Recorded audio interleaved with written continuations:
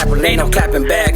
Post your bitch getting sloppy for that 50 sack. My family prays that I stop living the way I live, but man, I can't help it. I'm on this grid, but I no fucks to give. I love them to death, but I didn't choose it. This life chose me, you know me. I'm a smash for the bag. My family prays that I stop.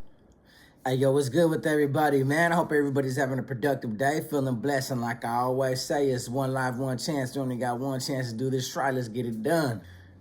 Here comes another video requested by my subscribers. This was requested about a few times, and I just had to gather up just enough information to provide for you guys. In regards to growing up in Tulare, California with the 209 Mob Gangsta Crips, also known as MGCs, Mob Gangsta Crips. And I actually met quite a few of them. I'm going to talk about the ones that I met in my time, during my days, growing up with them in my neighborhood. The ones that caught cases.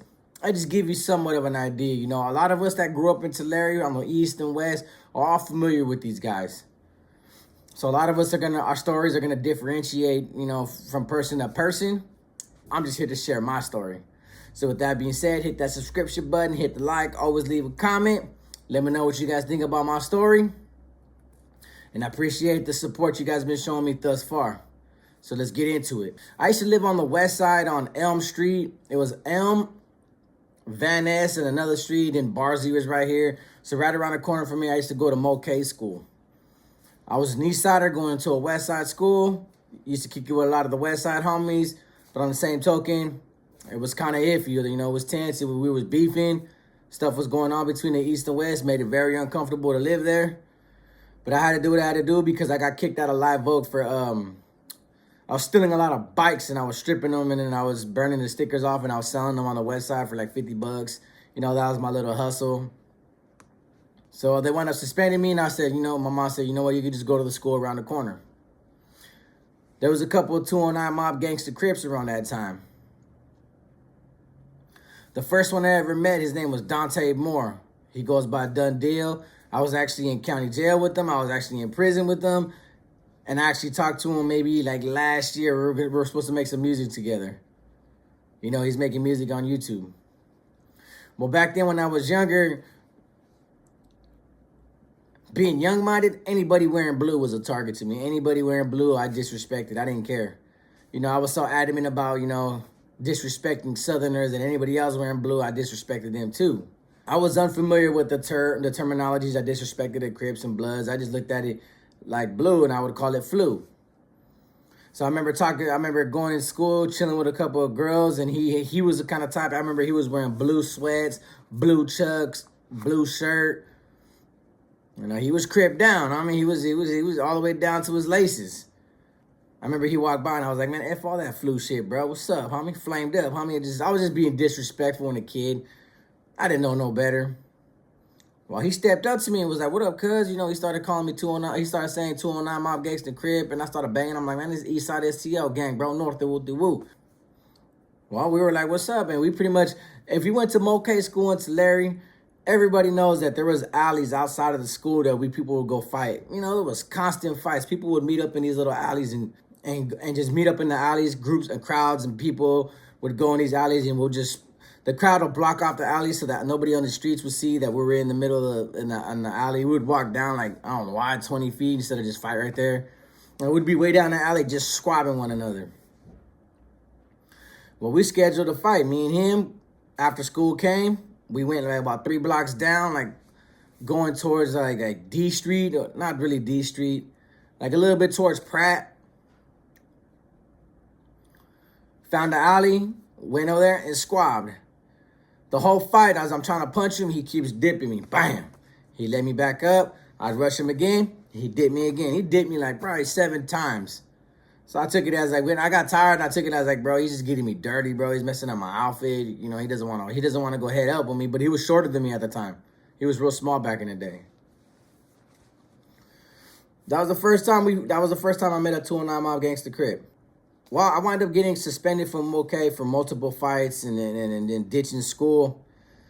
So I wound up going to Cherry Middle School in Tulare, and that was pretty much the last middle school I can go to before I go to continuation. While I was there, I met the homie Sal Flores, may he rest in peace, because he's actually one of the individuals that took his life over a girl. But South Florida is from the west side, but he was loved by everybody on the east and the west. You know, he was deeply rooted in the gang politics, in the gang families, and the gang ties. Everybody knew who South Flores was. He wound up going to Cherry Middle School. Me and him chopped it up. We started vibing. East and west stuff was already dying down. So I was kicking it with this kid every day. He'd always come to my house. He would stay the night. Me and that fool would be out till like 3 or 4 in the morning in my hood, smoking weed with homies from my hood. Go crash out, wake up at 7, go to school, tired of shit, smoking weed in school, ditch school. You know, that was my road dog for a little while. There used to be 2 girls from my hood, from the east. Her name was Kayla Hutchinson, and she had a twin sister named Kelly. But Kelly more or less messed with, you know, the pretty boys, the pretty black homies that were from my hood. I'm talking about like Chris Uranga, Dion Uranga, Vincent Uranga, that family and their crew and their homies, because they were even though they were Northerners, and they were still half black. So, you know, it was a different culture. They were more urbanized. It was more black and brown within that family and that little neighborhood in that little area. I'm from the same hood. I'm from the STL gang, but we pretty much, there was a different side to a different homies. You know, they were STLs, but we didn't kick it with them like that. The only one I grew up with was Dion. I'll be mentioning them in this story pretty soon, too. So I wound up hooking up with Kayla Hutchinson because she was always on the run. Man, I was always on the streets. She was actually the one I lost my virginity to. You know, the black homegirl. We used to call her Miss EST. She loved being flamed up. She loved dressing like us. She loved being around us. Well, she had a family on Ventura Street. And it was a white apartment. It was catty corner from the homie Jimmy and Ronnie Rummerfield. The Crip homie was from Long Beach named Chris. They called him Menace. But that was her aunt. That was her cousin. So she took us there. That's when I met a lot of 209 Mob Gangsta Crips. That's when I met her brothers, Jonathan Hamilton and George Hamilton. George Hamilton wasn't a Crip. He was just a purty-ass metrosexual black dude that got hella women, but he'd always kick it with homies. But when it came down to it, you know, he'd rather be with girls. I mean, he looked like a neighborhood Dennis Rodman. That's how bad it was. Piercings everywhere, colored his hair, different colors every day. But you invite that fool around, he's gonna invite half the damn neighborhood of women, bro. So he made the party crack. But Jonathan, he goes by Young Sickness, became a 209 Mob Gangsta Crip.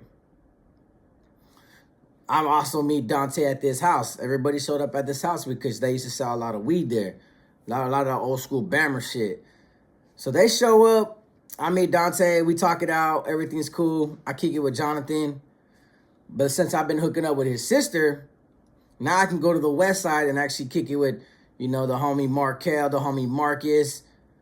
I started meeting all the 209 Mob Gangsta Crips, and we used to mob deep. It'd be like 4 or 5 of us all flamed up, and it'd be like 7 of them all blew down. And we just mobbed the neighborhoods, you know, stealing bikes, breaking into to garages, stealing stuff.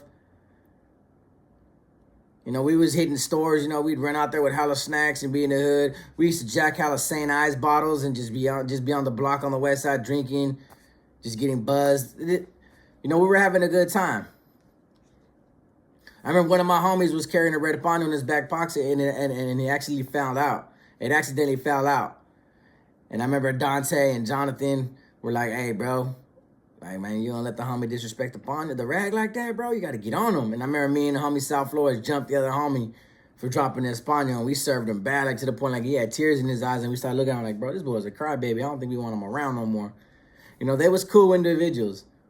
When they introduced me to the 209 Mob Gangsta Crip, Marcus, he actually had a baby mama who was a sureña from LA, because I remember she had a tattoo down on her legs, like, Su Tres es mi familia, on X3. And we were like, whoa, shit. Like, I was like, it blew my mind, bro, because we beef with Southerners, but she was cool.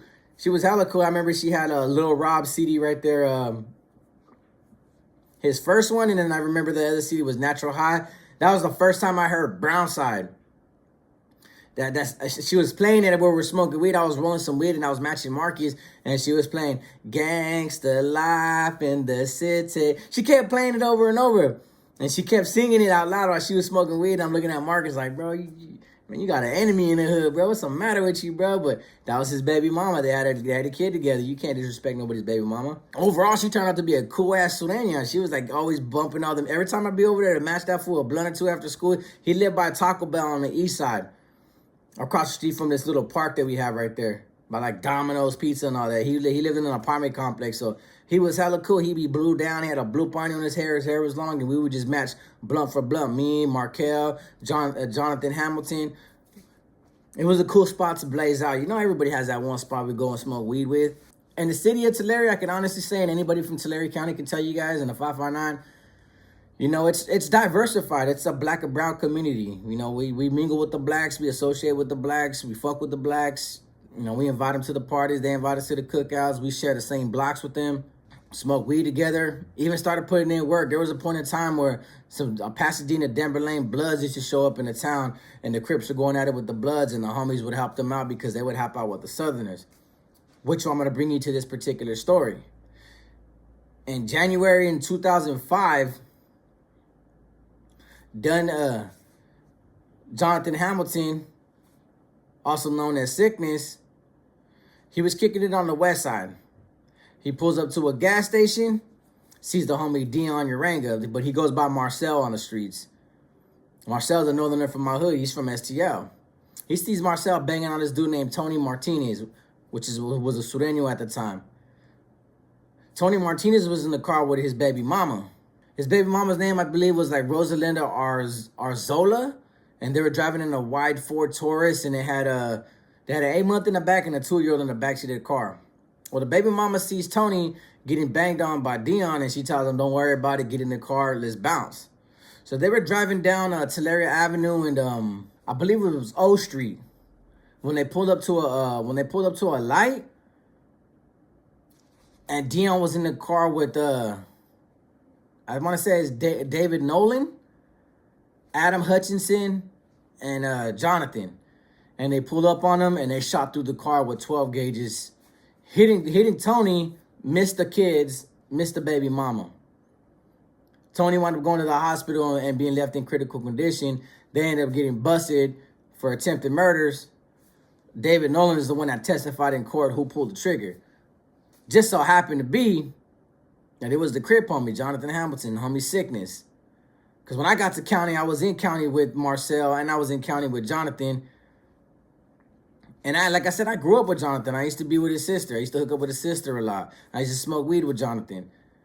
Jonathan's light. He's dark skinned, but he's light because of his mom. His mom's white. And I remember we used to mess around with his mom too. His mom was hella cool. Even though she used to mess with all the Crip homies, you know, she'd mess with the young northerner homies all the time on the late night, on the low. You know, she was that kind of a cool homegirl. He didn't care about none of that. As long as he was smoking weed and he was on the streets, you know, block thugging, he didn't care about nothing. That's how cool that fool was.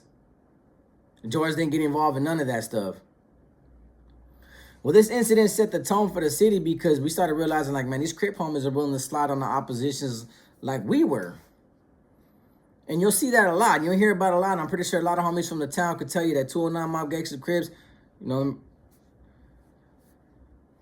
they associated with us and they got along with us to an extent to where, like, man, our enemies were their enemies. Their enemies were our enemies. That's why a lot of homies from Tulare act a little bit more different than as opposed to the other Tulare County cities because we grew up urbanized.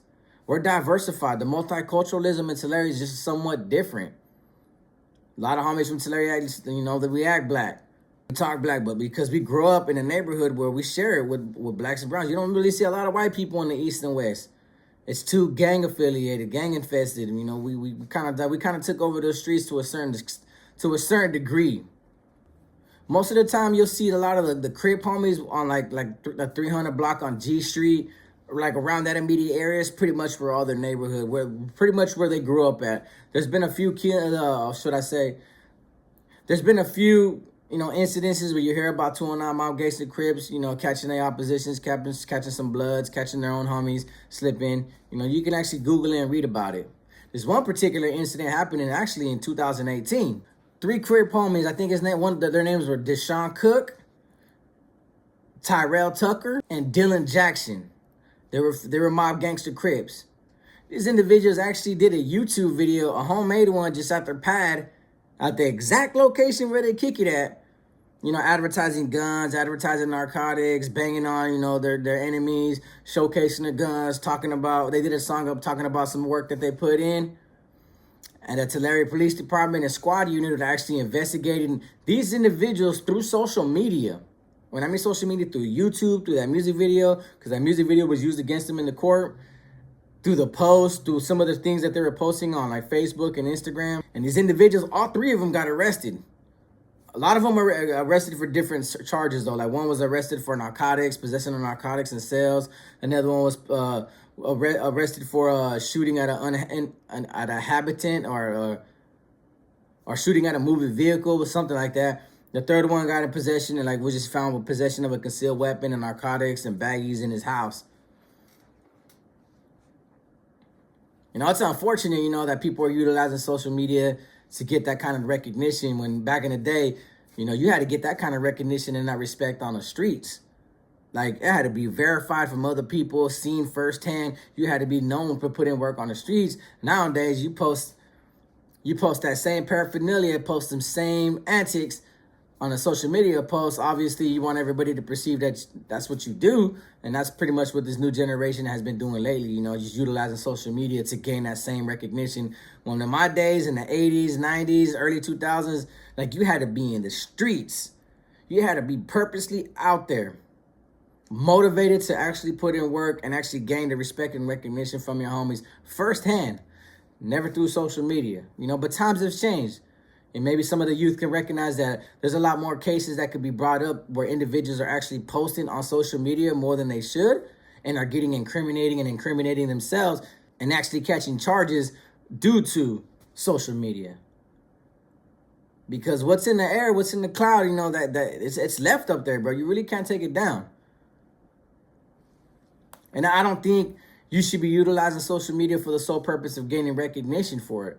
If you're gonna be if you're gonna be thugging in the streets and putting in work on the streets, that belongs to the streets. Some things are just a code of silence where you really can't talk about, really can't post about. I didn't even like talking about the robberies that day. I used to get mad at my co-defendants who be in the hood talking about, man, we just robbed this, we just hit that. Like, bro, shut the hell up, bro. Then they wonder why we got caught. Because everybody started talking about it, and then what do you think? It got back to police department. Somebody was bound to leak that information to the police department. And now we were targeted and came up as suspects. So to the youth, you guys got to be careful. Be careful in what you post. Be careful in what you do, because these individuals are looking at serious time because they wanted to do a music video in the hood to glorify themselves that they were mob gangster Crips and they are who they are and they've done what they've done. I mean, sometimes you don't need social media. You just need the streets. If that's what you're really after and that's the life that you want, leave it in the streets. So with that being said, with this video, like I said, I've got to know these individuals for quite some time growing up.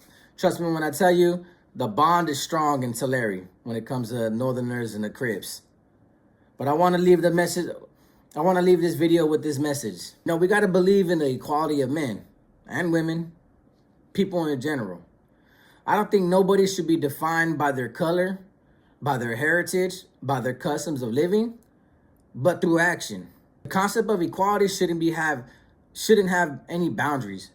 No boundaries should be set when it comes to treating everybody equal, being wanted to be treated equal. And opportunities shouldn't be discriminated because of anybody, because of their race, their ethnic background, where they come from, or what they've been through. We have to put that idea to bed already that, just because he's this color, just because he lives a certain way and I don't live like that, I'm better than him. I don't believe nobody's better than anybody. I just think we all have our certain ways of living and our perceptions have been messed up throughout the changes of society. But that's why there's always been a call time and time again for social change, because opportunities present themselves and opinions change. The momentum for social change is always going to drastically come about and change. And we reached a time that, we're trying to eliminate a lot of racism, and we're starting to be firm believers in the equality and the equal rights of men and women, children, all together as a whole, as a human race. Overall, I think equality should support diversity and inclusion. I'm just a real firm believer that everybody should be treated equal, regardless of their strength and status. Because it's bad enough you already got the rich being divided and dividing us as a lower class and a middle class, while they're the upper class, while they consider themselves the elite. We got bigger problems than to be worried about street signs and gang politics. And just because he's in my neighborhood and he's black and I'm brown, our cultures don't mix. You know, we got to get rid of that aspect and that perspective of looking at each other like that and looking at one another like that, because like I just said, we have bigger problems to deal with. And pretty soon we're going to have a lot more struggles that we're going to have to overcome and endure when it comes to what's going on in America. Just keep an open mind, because like I said, imagine how much more powerful we would all be. All these neighborhoods coming together saying, you know what, even though we fight each other, even though we have gang differences, let's come together and fight this bigger cause, this noble cause.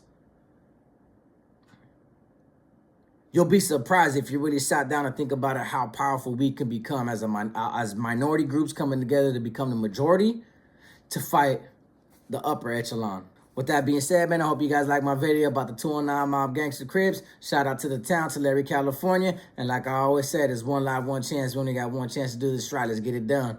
Peace.